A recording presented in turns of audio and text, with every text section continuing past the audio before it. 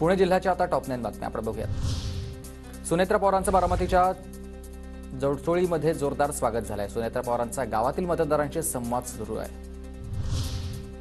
वेळेनिमित्त रेल्वेकडून उत्तर भारतासाठी पुण्यातून सुपरफास्ट एक्सप्रेस, पुण्यातून दानापूर, गोरखपूर, मुझफ्फरपूर आणि सबळपूरसाठी गाड्या सोडण्यात येणार।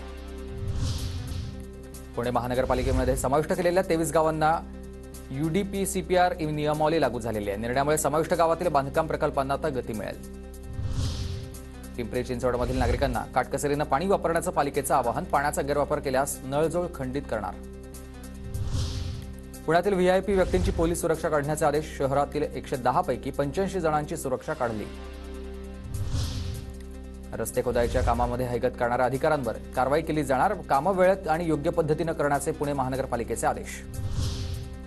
दर्जेदार द्राक्षांना भव्य बेदाणे उत्पादन आता 20 टनांनी घटलेलं आहे। अवकाळी पावसाचा मोठा फटका बसला। एप्रिल अखेरपर्यंत होणारे बेदाणे उत्पादन यंदा जेमतेम मार्च अखेरपर्यंतच सुरू राहणार आहे।